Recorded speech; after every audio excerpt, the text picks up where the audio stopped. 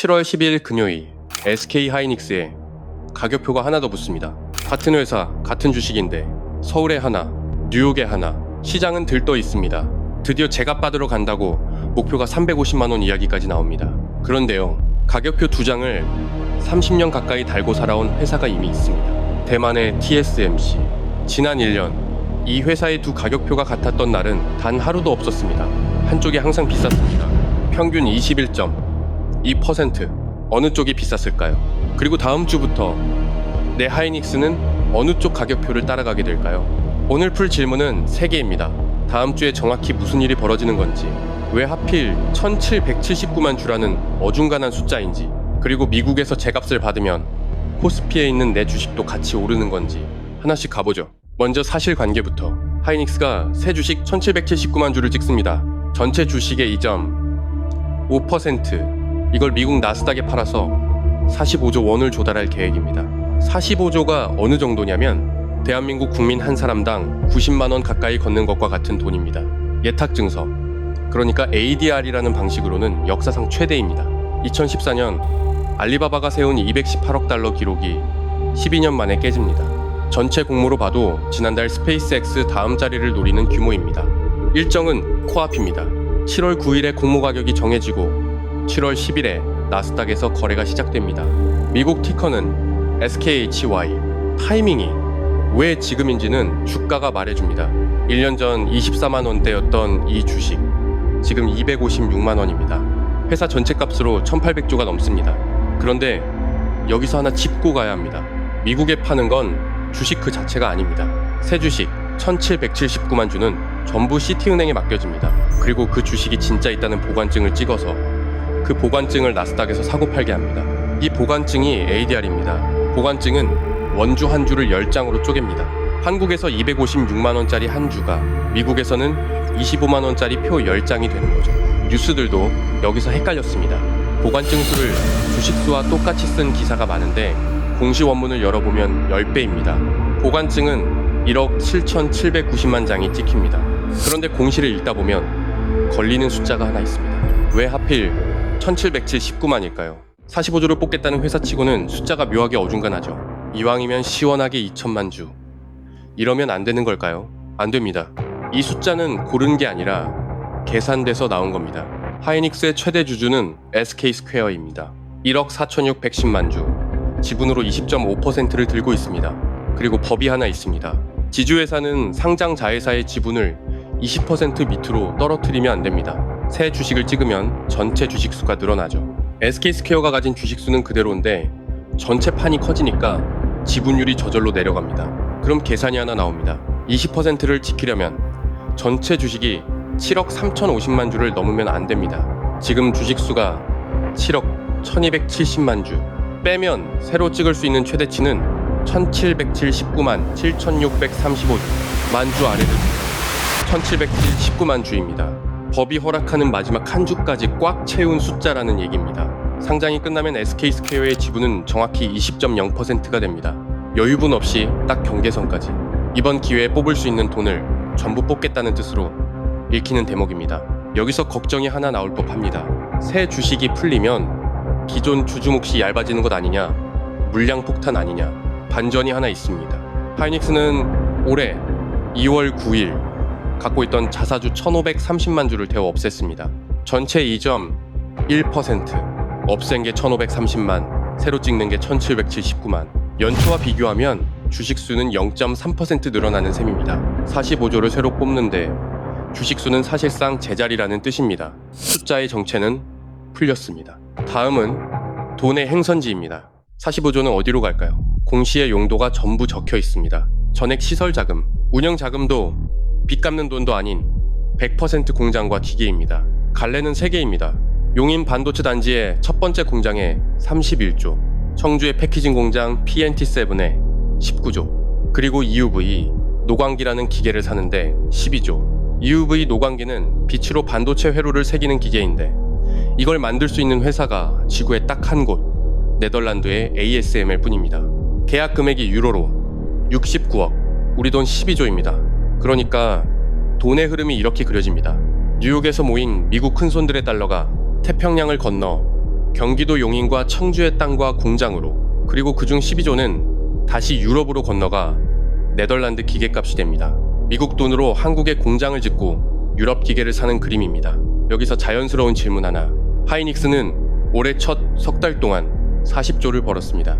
그렇게 잘 버는 회사가 왜 남의 돈을 당겼을까요? 속도 때문입니다. 이 세 가지에 앞으로 들어갈 돈을 다 합치면 62조입니다. 작년 한 해 설비 투자가 27조였는데 올해는 그보다 크게 늘린다고 공시에 못을 박았습니다. 버는 속도로는 못 따라가는 투자 계획표를 이미 짜놓은 겁니다. 그리고 이 돈이 들어오는 통로도 기억해 둘만 합니다. 290억 달러대의 달러가 들어와서 국내에 쓰는 만큼 원화로 바뀝니다. 환율이 달러당 1,550원대인 지금 달러가 들어오는 큰 창구가 하나 생기는 겁니다. 여기까지가 회사의 사정입니다. 이제 내 계좌의 사정으로 넘어가죠. 시장이 이 상장을 어떻게 보고 있느냐. 글로벌 투자은행 HSBC는 상장이 기업 가치를 20% 끌어올릴 수 있다고 봤습니다. 국내 증권사는 목표가를 350만 원으로 올렸습니다. 한국 시장이 좁았던 하이닉스가 드디어 제값을 받는다. 이런 기사가 줄을 이었죠. 요약하면 이겁니다. 미국에서 재평가를 받으면 코스피의 내 하이닉스도 그만큼 오른다. 들으면 당연해 보입니다. 같은 회사 주식인데 값이 다르면 이상하잖아요. 혹시 값이 벌어져도 누군가 싼 쪽을 사다가 비싼 쪽에 팔면 금방 다시 붙을 테고요. 그게 상식입니다. 그런데 그 상식이 실제로 작동하는지 30년 가까이 실험해온 회사가 있다고 했죠. TSMC입니다. 대만 증시의 압도적 1위. 1997년부터 뉴욕에 보관증을 상장해둔 회사. 하이닉스가 다음 주에 가는 길을 30년 먼저 간 회사입니다. 그래서 직접 재봤습니다. 재는 방법부터 말씀드리면 이렇습니다. 뉴욕에서 거래되는 TSMC 보관증 한 장은 대만 원주 5주짜리입니다. 그러니 보관증 값을 5수로 나누고 환율로 맞춰주면 뉴욕이 매기는 한 주 값이 나옵니다. 그걸 대만 증시의 한 주 값과 나란히 놓으면 됩니다. 최근 1년 237 거래의 전부를 이렇게 비교했습니다. 결과입니다.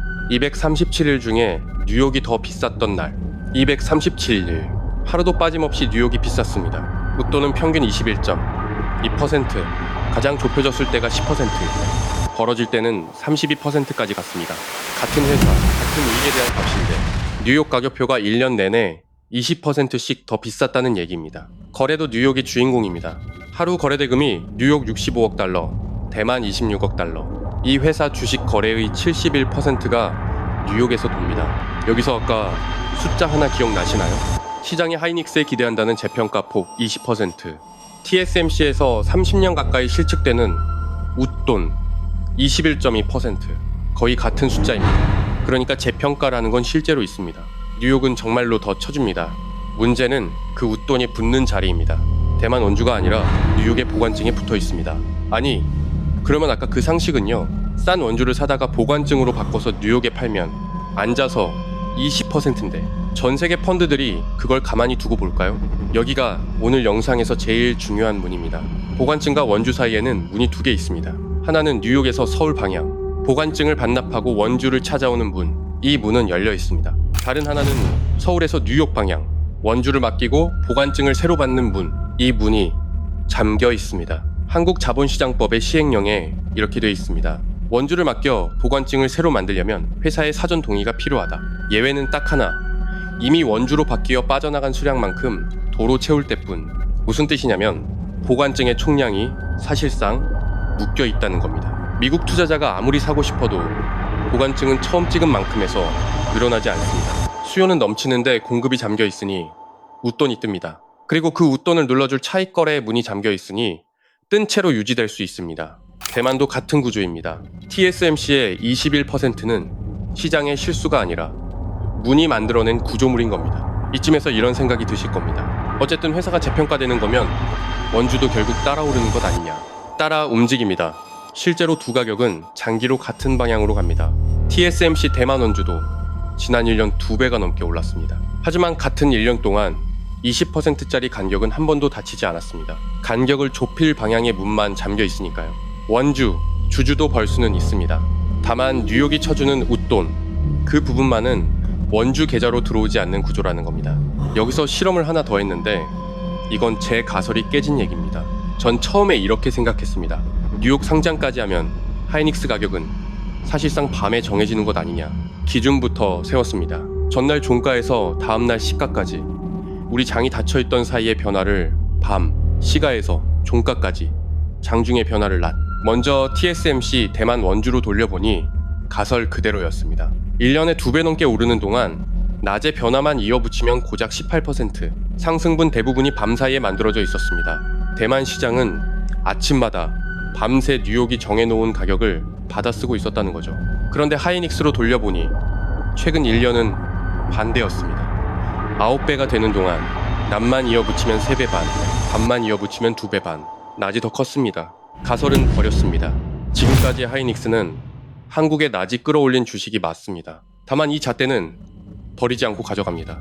상장 이후 하이닉스가 TSMC처럼 점점 밤의 주식으로 변해가는지, 가격 결정권이 어느 시간대로 옮겨가는지를 보여주는 온도계거든요. 공정하게.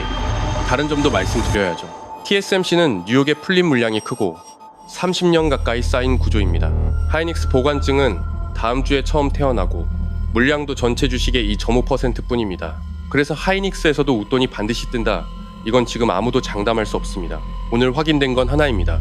웃돈이 뜨더라도 원주로 자동으로 넘어오지는 않는 구조라는 것. 문이 그렇게 생겼다는 것. 정리해보죠. 다음 주 금요일부터 재평가라는 단어가 헤드라인에 쏟아질 겁니다. 그때 이것 하나만 기억하면 됩니다.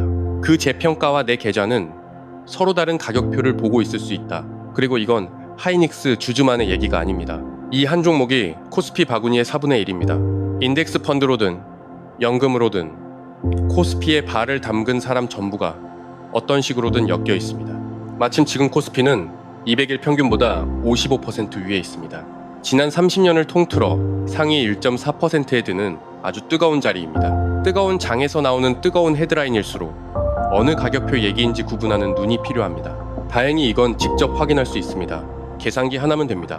상장이 시작되면 미국 보관증 가격에 10을 곱하세요. 원주, 한 주 값이 나옵니다. 거기에 그날 환율을 곱하면 뉴욕이 매긴 하이닉스 한 주 값이 원화로 나옵니다. 그걸 코스피 종가와 나란히 놓으세요. 두 숫자의 간격, 그게 재평가의 실체입니다. 간격이 없거나 금방 붙으면 시장 말대로 재평가가 원주까지 온 겁니다. 간격이 뜬 채로 유지되면 TSMC의 길입니다. 웃돈은 뉴욕에 있고 내 계좌는 서울 가격표라는 뜻입니다. 목표가 뉴스는 접어두세요. 상장 첫 주, 두 가격의 간격 하나만 계산해보세요. 가격은 하나가 아닙니다. 내가 보고 있는 게 어느 쪽 가격표인지 확인은 거기서부터 시작입니다.